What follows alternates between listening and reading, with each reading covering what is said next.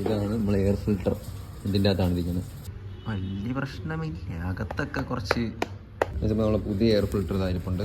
നമ്മൾ BMC air filter എന്ന് പറയുന്നത് സാധാ സ്റ്റോക്ക് സാധനം തന്നെയാണ് വയ്ക്കുന്നത്. ഗൈസ് ഗുഡ് മോർണിംഗ്, പുതിയൊരു വീട്ടിലേക്ക് എല്ലാവർക്കും സ്വാഗതം ഗൈസ്. അപ്പോൾ ഇന്നത്തെ നമ്മളെ വീഡിയോ എന്ന് പറഞ്ഞാൽ എങ്ങനെയാണ് നമ്മൾ ഇൻ്റർസെപ്റ്ററിലും GT-ക്കൊക്കെ എയർ ഫിൽട്ടർ സ്വന്തമായിട്ട് സെറ്റ് ചെയ്യാമെന്ന് ജസ്റ്റ് ട്രൈ ചെയ്ത് നോക്കണം. എന്തായാലും അത് സെറ്റാക്കിയിട്ടുണ്ട്. നമ്മൾ വണ്ടി കാർ ഷെഡ് ഇരിപ്പുണ്ട്. ഏകദേശം ഒരു 500 കിലോമീറ്റർ അടുപ്പിച്ച് നമ്മൾ ഓട്ടിച്ച് നോക്കി സെറ്റായിട്ടുണ്ട്. അപ്പോൾ നമ്മൾ തമിഴ്നാട്ടിൽ BMCയുടെ കൂടി എയർ ഫിൽറ്ററൊക്കെ വാങ്ങിച്ചെന്നായിരിക്കും ഇട്ടിരിക്കുന്നത്. വേറെ ഒന്നല്ല, റീച്ച് ഇല്ലാത്തതുകൊണ്ടാണ് ഇട്ടിട്ടുള്ളത്. അതുകൊണ്ട് അത് പ്രതീക്ഷിച്ച് വരേണ്ട സ്റ്റോക്ക് സാധനമാണ്. 350 രൂപയ്ക്ക് വാങ്ങിച്ച സാധാ എയർ ഫിൽറ്ററാണ് നമ്മൾ വരുന്നത്. അപ്പോൾ എന്തായാലും ഇടുന്ന വീഡിയോ നിങ്ങൾ എന്തായാലും ഓടിപ്പോയി കണ്ടിട്ട് അതിന് മുമ്പ് നിങ്ങൾ എന്തായാലും വീഡിയോ ലൈക്ക് അടിച്ച് തുടങ്ങുക കേട്ടോ. ലൈക്ക് അടിച്ചാൽ റീച്ച് കിട്ടൂ. ലൈക്ക് അടിച്ച് തുടങ്ങുക. അപ്പോൾ എന്തായാലും ഇനി അടിപൊളി വീഡിയോസ് വരുന്നുണ്ട്. അപ്പോൾ നിങ്ങൾ എന്തായാലും പോയി എയർ ഫിൽറ്റർ എങ്ങനെ മാറ്റുന്നതൊക്കെ പോയി കണ്ടിട്ടോ. ഇപ്പം ഇവിടെ ഈ സൈഡിലല്ല, അപ്പർ സൈഡിലല്ലേ വരേണ്ട, ആ സൈഡിലാണെന്ന്. ഇത് ഊരിയിട്ട് ഈ സൈഡിലല്ലേ അപ്പം. അപ്പോൾ സ്പാൻഡർ എടുത്തോ. ഏകദേശം വീട്ടിൽ നിന്ന് ട്രൈ ചെയ്യാൻ പോകണം. നിങ്ങളൊന്നും ട്രൈ ചെയ്യണ്ട, എങ്ങനെ സംഭവിക്കുമെന്ന് അറിഞ്ഞൂടാ. ജസ്റ്റ് നമ്മൾ ചെയ്ത് നോക്കാൻ പോവാണ്. എയർ ഫിൽറ്റർ ഒന്ന് മാറിയിട്ട് നമ്മളൊന്ന് സെറ്റ് ചെയ്യാൻ പോകണം. യൂട്യൂബിൽ വീഡിയോ ഉണ്ടോ എന്ന് അറിഞ്ഞൂടാ. എന്തായാലും നമ്മൾ ചെയ്ത് നോക്കാൻ പോവാണ്. അപ്പോൾ ഈ സൈഡിലല്ല ഊരേണ്ട, അപ്പർ സൈഡിലാണ് ഊരേണ്ടത്. ചെയ്ത് നോക്കാം. അപ്പോൾ എന്താ സ്പാൻഡറും കാര്യങ്ങളൊക്കെ എടുക്കുന്നുണ്ട്. അന്ന് ഞാൻ പണ്ടൊരു വീഡിയോ ഇട്ടിട്ടുണ്ടായിരുന്നു. ഈ മഡ്ഗാർഡിൻ്റെ ഒരു സംഭവം പൊട്ടിയോണ്ട് ഞാനായിട്ട് സെറ്റ് ചെയ്ത് വെച്ച സാധനമാണ് ഇതായിരിക്കുന്നത്. അപ്പം അതൊന്ന് ഊരിയിട്ട് വേണം. ഇവിടെയാണ് എയർ ഫിൽറ്ററിൻ്റെ സംഭവം വരണം. അപ്പോൾ അതൊന്ന് ഊരിയെടുക്കാൻ. അപ്പോൾ അതിൻ്റെ അലാങ്കി എടുത്തിട്ടുണ്ട്. അത് ജസ്റ്റ് ഒന്ന് ഊരിക്കഴിഞ്ഞാൽ കാര്യം സെറ്റായി.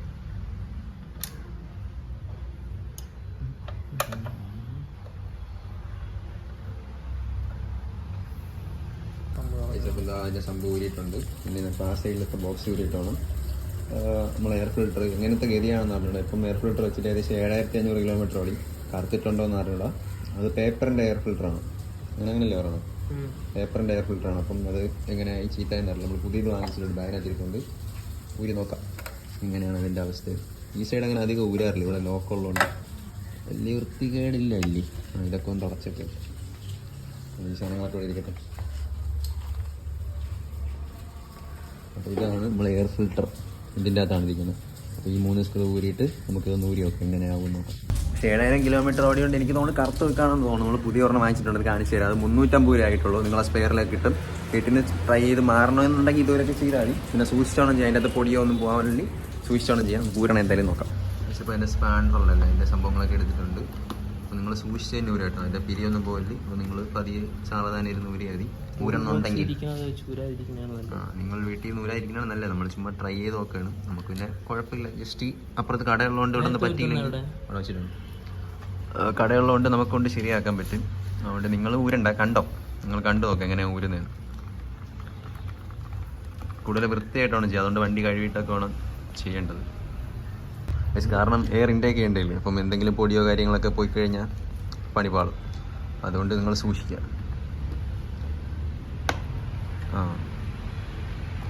പിടിക്കണോ എങ്ങനെയാണ് ഇരിക്കുന്നതെന്ന് അറിഞ്ഞൂടാ. അത് ബ്ലാക്ക് ആയോ കറുത്തിട്ടുണ്ടോ പൊടിയായോ എന്നൊന്നും അറിഞ്ഞൂടാ. ഒക്കെ പതിയെ നോക്കാം. പക്ഷെ വലിയ പൊടിയാവാൻ ചാൻസ് ഇല്ല. അതിപ്പോൾ 3 സ്ക്രൂ നമുക്ക് കിട്ടിയിട്ടുണ്ട്. ഈ സാധനം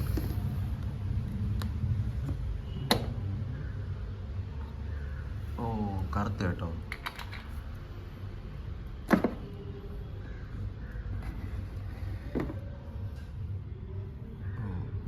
കറുപ്പില്ല, വലിയ പ്രശ്നമില്ല. അകത്തൊക്കെ കുറച്ച്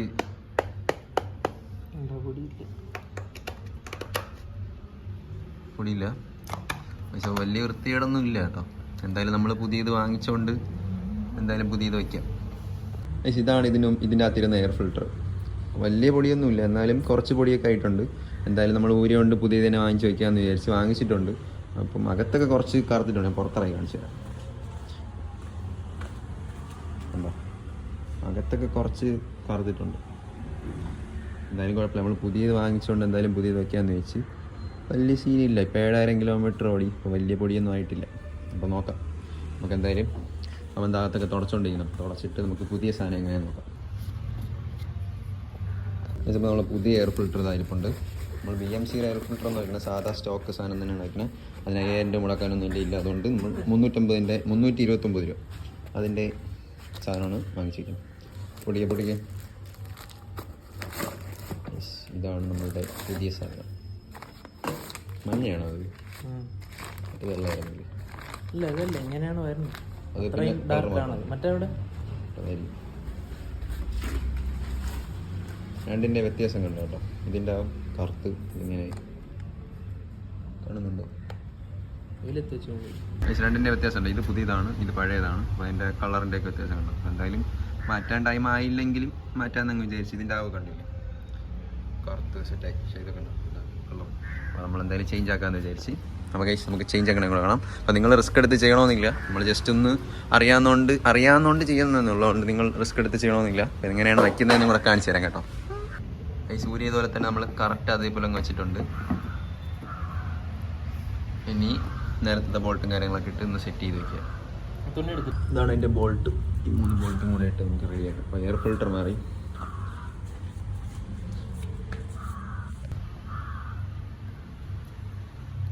ഇതുപോലത്തെ വേട്ടാവളിയന്മാരാണ് വണ്ടിയുടെ കൂടുതൽ.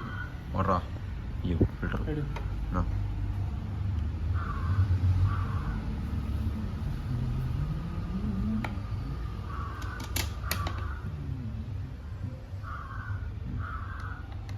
വീണ്ടും രാവിലെ കഴുകി വെച്ചേ ഉള്ളൂ. എൻ്റെ പറഞ്ഞു അപ്പോൾ മൂന്നാമത്തെ ബോൾട്ടും ഇടുന്നുണ്ട്. അപ്പോൾ നമ്മൾ എന്തായാലും ചേഞ്ച് ആക്കിയെന്ന് പറഞ്ഞാൽ ചെറിയ മൈലേജിന് ചെറിയൊരു വ്യത്യാസം വന്നു. അപ്പോൾ വലിയ പ്രശ്നമില്ല, ഈ സംഭവത്തിന് വലിയ വ്യത്യാസമൊന്നുമില്ല. അപ്പോൾ നമുക്ക് ഇനി നോക്കി നോക്കാം. മൈലേജ് കുറച്ച് കൂടുന്നുണ്ട്. എന്നാൽ ഞാൻ അടുത്ത വീഡിയോയിൽ പറയാം എങ്ങനെയാണ് സംഭവം. എന്തായാലും അത് ടൈറ്റാക്കി സെറ്റാക്കി വെച്ചിട്ടുണ്ട്. അപ്പോൾ നിങ്ങൾ ചെയ്യാതിരിക്കുന്നതാണ് നല്ലത്. കാരണം ഇത്തിരി റിസ്ക് പിടിച്ച പണിയാണ്. കാരണം അതിൻ്റെ അകത്ത് പൊടി എന്തെങ്കിലും കയറി കഴിഞ്ഞാൽ ഒമ്പ റിസ്ക്കാണ്. പിന്നെ പറഞ്ഞിട്ടൊന്നും കാര്യമില്ല, അതിൻ്റെ അകത്ത് ഊരി പറക്കേണ്ടി വരും. അതുകൊണ്ട് നിങ്ങൾ ചെയ്ത് നോക്കുകയാണെങ്കിൽ കടയിൽ കൊണ്ടുവന്ന് ചെയ്ത് സെറ്റാക്കി എടുക്കുക. അപ്പോൾ റെഡിയാക്കി ഇനിയിപ്പോൾ ഈ സംഭവങ്ങളൊക്കെ എടുത്ത് തിരിച്ചെടുത്ത് കയറ്റാൻ നല്ല സെറ്റ് ചെയ്യാം. അപ്പോൾ ജസ്റ്റ് ഒന്ന് ചെയ്തതാണ്. അപ്പോൾ എന്തായാലും എയർ ഫിൽട്ടർ എങ്ങനെ വയ്ക്കുന്നത് ഞാനും ഞാൻ ഇതുവരെ കണ്ടിട്ടില്ല. അപ്പോൾ അവൻ അറിയാവുന്നതുകൊണ്ട് അവൻ സെറ്റ് ചെയ്ത് തന്നു. അപ്പോൾ എന്തായാലും ആ സംഭവങ്ങളൊക്കെ തിരിച്ച് വെച്ചിട്ട് ജസ്റ്റ് ഒന്ന് ഓടിച്ച് നോക്കാം.